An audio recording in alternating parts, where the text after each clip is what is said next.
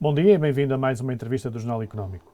O nosso convidado desta semana é o gestor Pedro Reis, candidato a bastonário da Ordem dos Economistas nas eleições que estão previstas para o início de dezembro.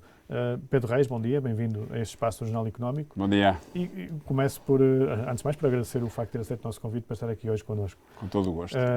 E gostava de que nos falasse um pouco das razões que levaram a esta candidatura à Ordem. Muito bem. Eu diria que o que nos traz é um projeto alargado, um projeto renovado, de novas gerações, mas conciliando o equilíbrio com quem está na Ordem e quem tem experiência. O que nós procuramos é consolidar o trabalho que é feito pela instituição há muitos anos, e isso importa respeitar, e importa aproveitar como base de trabalho para ajustar aos tempos e ao ciclo.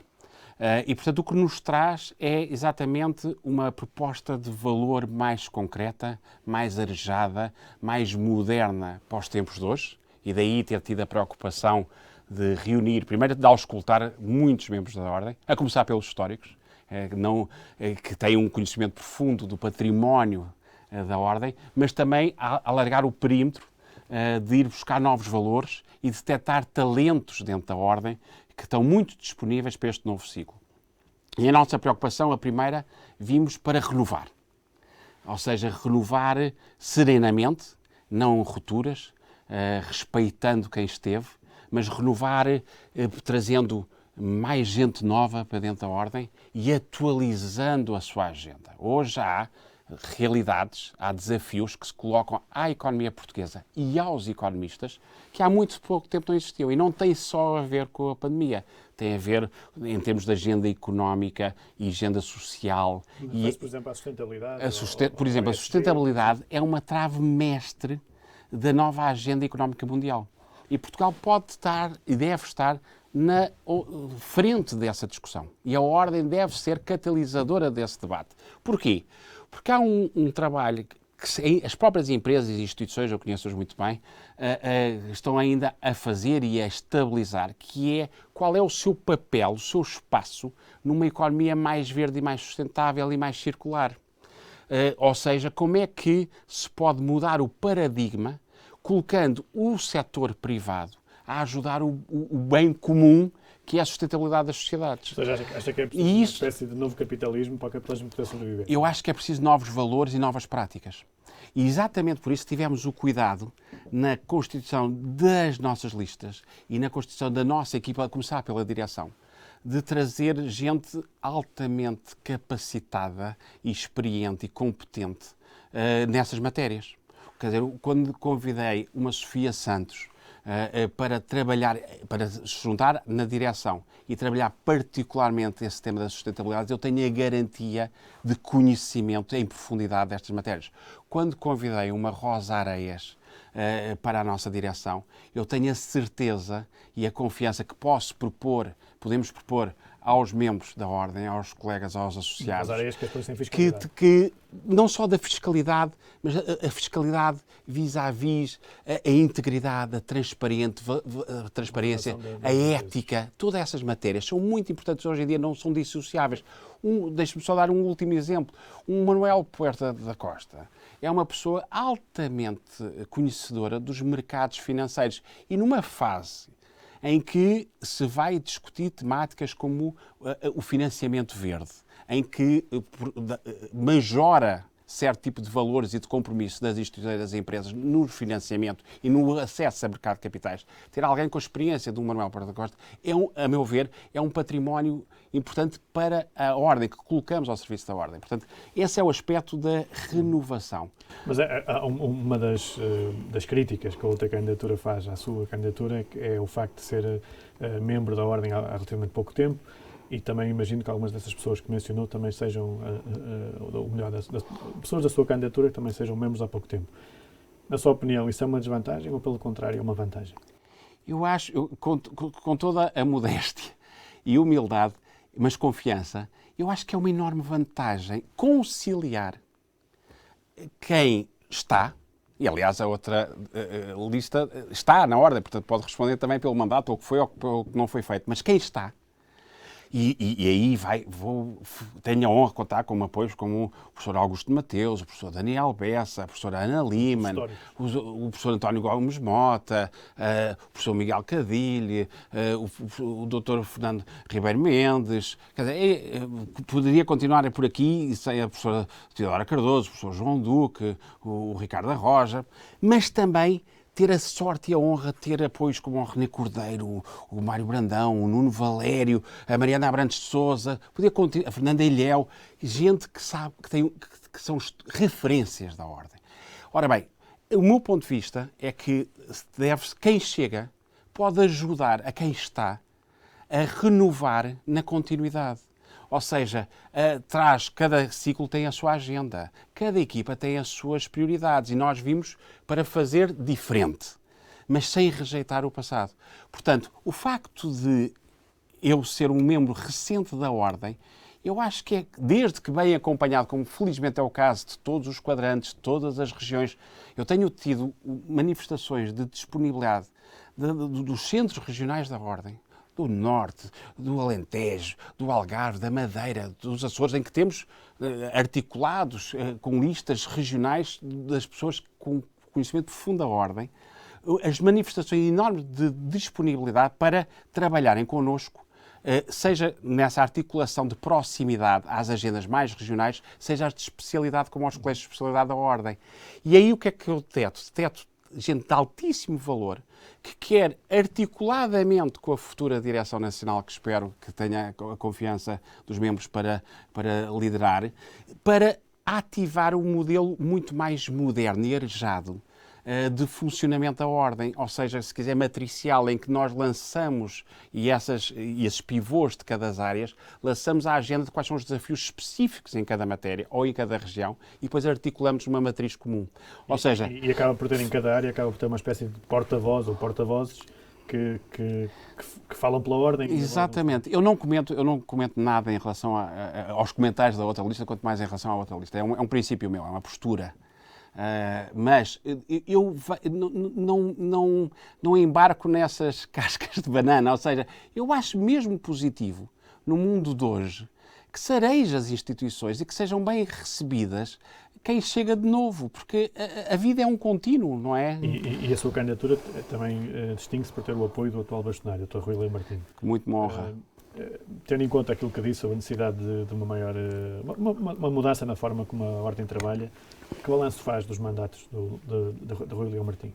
Eu acho que os três mandatos, aliás, devo dizer, dos três bastonários que existem até à altura, e antes do Dr. Morteira Nave, o Dr. Rui Leão Martinho teve um mandato que parece, nem é preciso fazer balanço, parece que é bastante transversal, que no seu estilo marcou a agenda da Ordem, definiu desafios importantes, teve uma presença institucional que só dignificou a instituição, lançou desafios, parcerias novas, que ativou um pouco por todo o país, com uma série de instituições. Eu tenho visitado as faculdades, tenho estado com associações, a ouvir o que é que, além dos membros, a ouvir o que é que recomendam para um dado que eu possa encabeçar. E devo dizer que ouço opiniões muitíssimo positivas das parcerias que foram celebradas ao longo destes anos. Portanto, tenho uma excelente impressão do mandato que fez do atual bastonário e proponho-me fazer diferente. Cada um tem o seu ritmo, cada um tem o seu momento. Queremos adaptar à nossa época, queremos muito dinamismo, mas não é preciso, para afirmar uma alternativa, destruir uma realidade. Já falámos um bocadinho sobre essa nova forma de trabalho que querem incutir. Quais são as grandes bandeiras da candidatura? Olha, eu resumiria em 5 grandes eixos os nossos 10 objetivos do nosso programa, que também eu acho que foi interessante. Aliás, tenho visto, as pessoas têm, um pouco por toda a Ordem e por todo o país, me têm referido que a nossa campanha tem marcado uma certa diferença e até feito arrastar outros aspectos. No fundo, tivemos muito a iniciativa e depois vai sendo replicada, que é bom sinal. Ainda bem, é sinal que estamos a fazer bem. E procurámos logo à cabeça apresentar, apesar de só termos arrancado no final do verão, um programa muito claro, transparente, 10 objetivos e com medidas para fazer acontecer esses objetivos. Porquê? Porque eu acho que um dos aspectos fundamentais é a responsabilização. Por exemplo, se nós nos propomos abrir, como fiz aliás na ICEP, abrir as janelas, como eu costumo dizer, arejar as instituições, fazer parcerias com mais parceiros, com mais organizações e, acima de tudo, trazer gente nova para dentro da Ordem, nós devemos marcar um objetivo que anunciarei no arranque de mandato, se assim for o caso, de novos membros, e nomeadamente de uma nova geração, até ao final do mandato. Ou seja, porque ao longo dos próximos 4 anos, qual é o nosso objetivo? Trazer associados. Ou seja, convencer aquelas pessoas que são desta área da economia, mas que neste momento não se identificam com a Ordem. Claro. Que não veem valor na Ordem. Isso é um primeiro... Já lá vou esmiuçar, que é a renovação. O segundo é a dinamização. Ou seja, criar grupo, antes de se tratar de fora, de montar mais eventos, mais conhecimento, mais seminários, mais newsletters, mais trabalhar com as universidades, a colocar cá fora a discussão pública de temas macros e micros, já podemos lá ir, mas também começar por dentro da Ordem. Eu devo lhe dizer que há muitos membros de todas as gerações que estão a vir ter comigo e a dizer: eu tenho esta área de especialidade, a área da auditoria é possível marcar a agenda nestes eixos, a área de insolvências é importante que se discuta no país nesta fase de restauração, por exemplo, o que uma ordem pode ajudar, a área de economia pública e política, afirmar quais são os eixos de observatório de toda esta matéria e de todas estas fronteiras que se vão abrir e desafios ao país que são muito sérios que se colocam. Portanto, dinamização interna. O terceiro aspecto é afirmação. Ou seja, a meu ver, há que afirmar 2 blocos na agenda da Ordem de discussão cívica. E esse é um papel que só a Ordem pode fazer. A Ordem tem um gravitas, tem uma isenção, tem uma neutralidade no sentido institucional. E tem uma independência que lhe permite ir muito mais além. Mas pode intervir em questões de interesse público. Deve intervir. E não está condicionada por uma agenda. Ou seja, não tem um espaço de respiração ainda maior que é respeitável do que algumas plataformas setoriais ou locais, porque a Ordem existe per si, não precisa de pedir licença para intervir. E isso permite, a nível, por exemplo, da agenda macro, a Ordem deve fomentar a discussão e até ter uma certa posição sobre a sustentabilidade das finanças públicas, sobre a eficácia da implementação do PRR, sobre a qualificação e modernização da administração pública. Depois, do outro lado, digamos, micro, eu acho que a Ordem pode ser um bastião de promoção de temáticas absolutamente estruturais para a economia portuguesa, com a produtividade e a competitividade e a internacionalização e a capitalização. Portanto, isso é o tema da afirmação externa da Ordem, que ainda reforça a sua credibilidade, a sua visibilidade e acaba por estimular os membros a participarem mais. Isso tem que ser feito de uma forma em que a Ordem, tendo em conta os temas que estamos a falar, em que a Ordem não fique encostada nem à esquerda nem à direita. Eu devo lhe dizer, tenho ouvido também, continuando na procura de campanhas clássicas que eu não entro, que é dizer, não, e não respondo mesmo, acabou de entrar, veja ali, é uma certa área política, não é nada. Primeiro, não é, até pelas referências que acabei de dar de pessoas dos mais diversos quadrantes. Segundo, com todo o respeito, as pessoas hoje em dia não é isso que querem ouvir. Já estão noutra. As pessoas querem ouvir, seja no país, seja na Ordem, seja no seu dia-a-dia, querem propostas de valor muito concretas.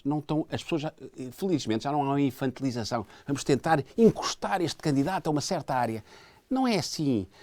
Há que ter respeito pela maturidade de quem vota. E eu tenho maior. E, portanto, a minha preocupação não é responder. Nunca responderei a esse tipo de não quero chamar de insinuações, mas de comentários. Eu estarei sempre focado em apresentar a nossa proposta de valor. E a nossa proposta de valor é trazer para cima da mesa, não esses carimbos ultrapassados, mas sim a agenda atualizada, que são estes temas que eu vejo. E justamente o quarto eixo, Filipe, que integra os outros 10 objetivos, que não vou desenvolver para não amassar, é o lançamento. Ou seja, o nosso objetivo é lançar talento, que existe dentro da Ordem e que queremos atrair para a Ordem, que são 2 grupos, e lançar ideias. Ou seja, provocar a discussão de uma maneira ativa e séria, rigorosa. Irmos para além da espuma dos dias. Se fizermos estes 4 objetivos de renovação, dinamização, afirmação e lançamento, eu acho que teremos chegado ao 5º objetivo, que é prestigiar a Ordem e os seus membros. E isso é numa fase difícil do mundo e desafiante de Portugal, em que os problemas e os desafios são integrados, são macro, são globais. E temos problemas e limitações endémicas nossas que ainda não resolvemos. Cuidar da respeitabilidade e da credibilidade das instituições é crucial. E, portanto, o que nós podemos fazer nesta matéria é fundamental para cumprir a nossa missão, que é servir o nosso país. E no que diz respeito a valorizar a profissão de economista, o título de economista, a vossa candidatura prevê alguma medida, por exemplo, para restringir o uso desse título por pessoas que não fazem parte da Ordem? Olha, eu não acredito, e basta conhecer o meu percurso e é aberto, e as minhas ideias e o meu quadro de valores e mental, para saber que eu não acredito, com todo o respeito, em agendas corporativas. Não acredito. Ou seja, acho, no mau sentido do corporativo, ou seja, no fechado, de barrar. No caso de economistas, há outras profissões que, até por segurança da sua execução, que é bom que se cuide disso e que se preserve isso já agora. Agora, no caso dos economistas, não acredito nada. Não acredito que se deva construir barreiras à entrada, credenciações obrigatórias, atos próprios, cada vez extensão de atos próprios, pronunciar se pode ou não ter sociedades multidisciplinares ou não. Acho que essa temática não tem a ver com os economistas. Isso afasta a ordem das pessoas. Acho que é fora do mundo de hoje. Seria quase ao arrepio. Aliás, ainda há poucos dias houve uma proposta, creio que da IEL, da Iniciativa Liberal, para acabar com metade das ordens, incluindo a dos economistas. Mas eu curiosamente, Filipe, é bem levantado esse ponto, eu curiosamente acho mesmo, com todo o respeito pela Iniciativa Liberal, eu acho que é um tiro ao lado em relação ao tema dos economistas, no sentido em que eu até percebo o ponto que é evitar intervenções governamentais ou ideológicas nas ordens e no acesso às profissões. Eu percebo esse o ponto. Mas tem que ser feito com muito cuidado. E isso eu acompanho. Daí, por exemplo, eu acompanho as outras ordens, a discussão pelo que eu tenho visto, acompanho as outras ordens quando chamam a atenção nestes projetos de lei, para ver muito bem como é que vai ser a temática dos provedores de clientes, dos conselhos de disciplina e os elementos externos. É preciso ter cuidado. Facilmente, mesmo que a intenção seja a melhor no processo legislativo, facilmente a realidade derrapa para abusos. Exatamente. Portanto, eu aí acompanho a discussão pública que as outras ordens têm feito. No tema concreto do corporativismo de que a Iniciativa Liberal, com todo o respeito, e acho que é bom que tenha iniciativa, isso areja a discussão pública, acho mesmo. Acho que é um contributo que dá ao país. Mas, sinceramente, corre-se o risco quase de perverso, que é, se o Filipe faz a implosão das ordens, e como não há vazios, as temáticas formais das ordens, por exemplo, pronunciar sobre a criação de novos cursos em ciências económicas, a concessão das cédulas profissionais, que não é acesso à atividade, é aqueles jovens ou aqueles académicos, por exemplo, que querem ir para fora e que precisam de provar num país distante que é válido e é respeitável e é credenciado a sua formação cá. Portanto, nós estamos a fazer um serviço a quem não é por acaso. Que, tanto quanto sei, estes anos, há algumas inscrições de novos membros estrangeiros na nossa ordem, porque querem demonstrar credibilidade na sua carreira e no seu percurso. Portanto, esses aspectos, a representação, por exemplo, que é fundamental para os grandes diretrizes, para a profissão de economista na Associação Internacional de Economistas, que é representada pela ordem, se lhe fizesse implodir, por absurdo, as ordens, a ordem dos economistas concretamente, esse espaço era ocupado por quem? Portanto, o ponto não está. Continuam a fazer sentido dentro de certa. E depois há todo o outro lado da proposta de valor, mas só esse pormenor, Filipe. Eu acho que a discussão não é tanto como é que se defende os membros da própria ordem, é como é que se defende a uma profissão da ingerência de poderes políticos. E aí, esse é um dos papéis da ordem. As ordens devem desempenhar um papel de serviço público, no caso desta ordem por exemplo, acompanhar os temas do PRR, por exemplo. E esse é o outro lado. Mas, ao mesmo tempo, sem cair no sucesso do corporativismo e da defesa do próprio umbigo. Nem é excesso, é sequer atravessar a fronteira. Não deve. As sociedades novas... Não entendem porque é que existe. O Filipe consegue afirmar a dignidade profissional, tratar da credibilidade dos economistas, dar uma razão de ser para ser membro da Ordem, ou continuar a ser membro da Ordem, sem ter que entrar em corporativismos já ultrapassados. Esse é o meu ponto. E quando entra nesse valor acrescentado, eu acho que há um mundo de coisas a fazer. Ou seja, por exemplo, o tema todo, a nível do conhecimento e informação no ecossistema dos jovens economistas e dos economistas e dos gestores, o que pode fazer em termos de eventos, de simpósios, de newsletters, de ativar o site de uma forma, de articulação com congêneres estrangeiras. Eu, nestas poucas semanas que levo de terreno, já tenho tido uma série de contatos de instituições nacionais e internacionais, privadas e públicas, a nível externo, que a dizer, nós vimos o trabalho que fez na ICEP, nós vimos o seu programa para a Ordem dos Economistas e se for eleito, nós gostávamos de falar consigo para ver como é que nós podemos colocar a ativar um programa muito dinâmico. E não é só em Lisboa, é no Norte, é no Sul. Eu tive contato já nos Açores, na Madeira e de parceiros, digamos, stakeholders, permita-me um anglicanismo, até estrangeiros que entendem que ali há plataformas interessantes de conhecimento até com a nossa diáspora. Portanto, eu acho que o que a Ordem pode oferecer nessa matéria, e inclusivamente aos jovens, por exemplo, eu acho que a Ordem tem a obrigação de ainda reforçar mais o contributo que dá a quem se torna membro e acabou o seu curso, por exemplo.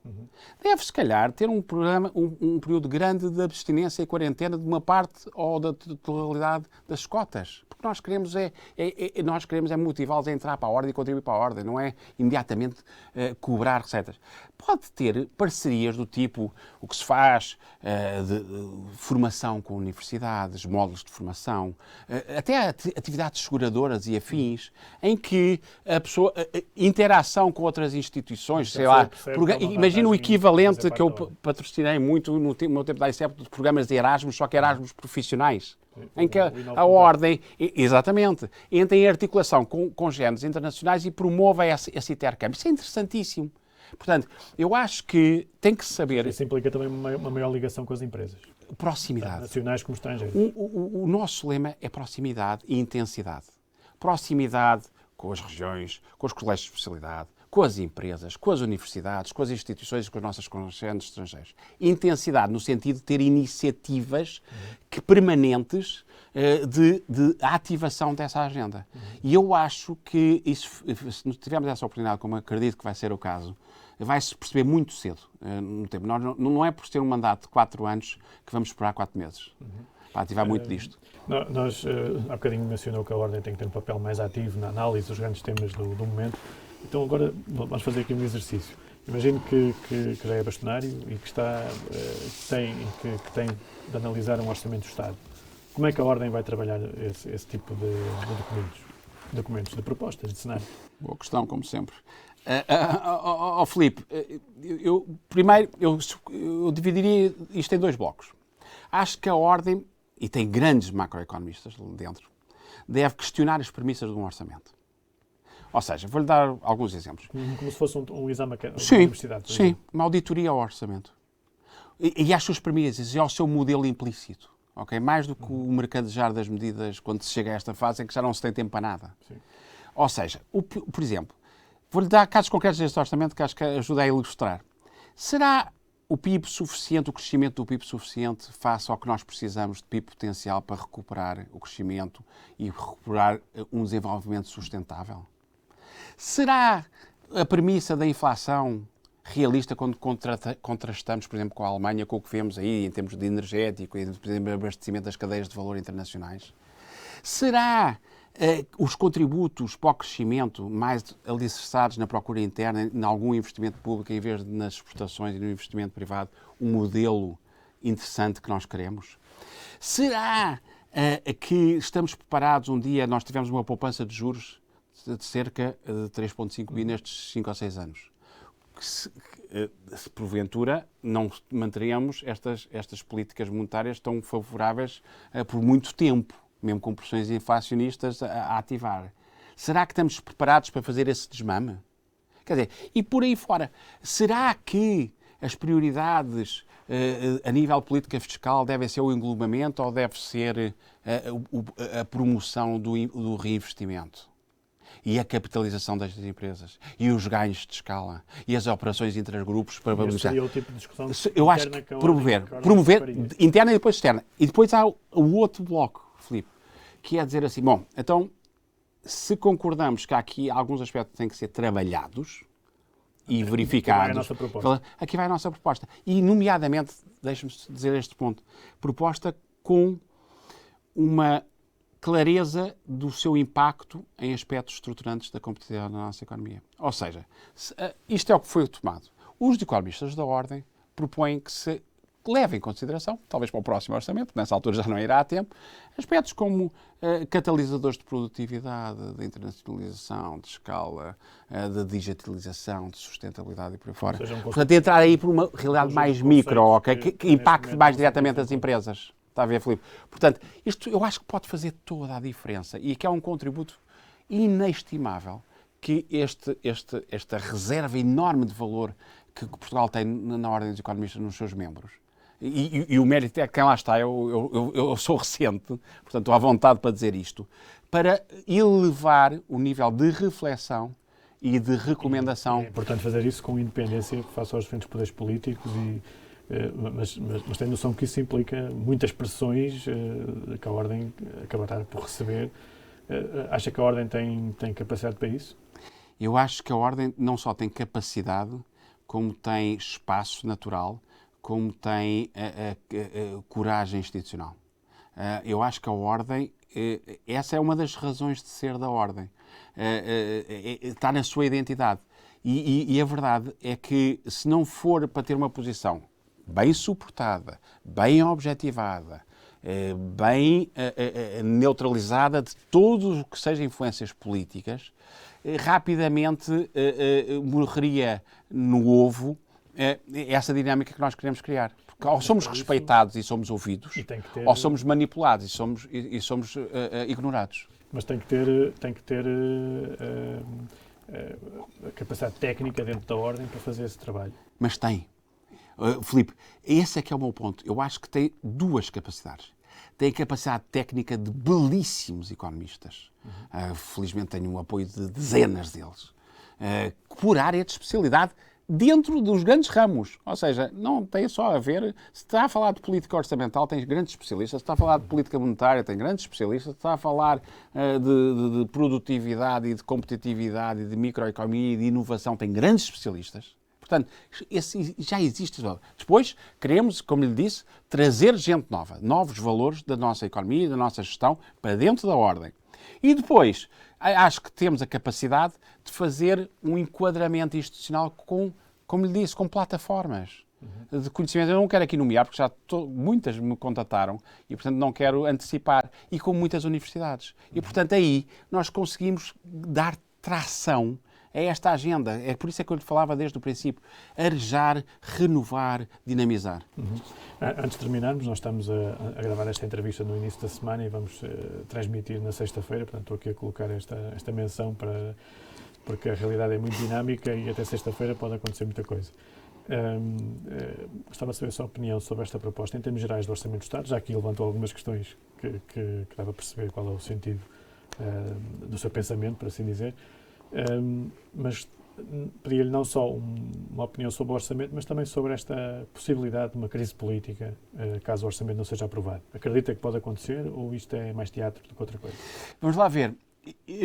Primeiro, em relação ao orçamento, eu acho que o orçamento, como já referi, poderia e deveria ter ido mais longe, nomeadamente no apoio ao investimento privado, às exportações, à internacionalização das empresas, ao combate a custos de contextos como a burocracia, celeridade da justiça e por aí fora.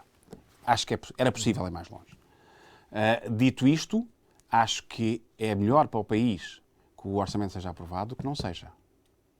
Também me parece evidente que há um automatismo, se porventura o orçamento não fosse aprovado, que desencadearia uma crise política, já o foi dito abertamente, não é? Portanto... Isso colocaria em causa a execução das verbas do PRR, por exemplo?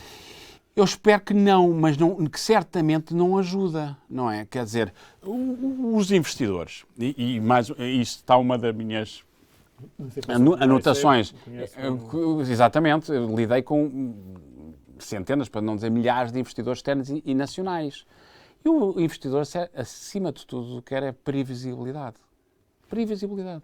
Previsibilidade quer dizer que até percebe que haja uma dinâmica, que se vão alterando, mas que seja trabalhado, conversado, antecipado.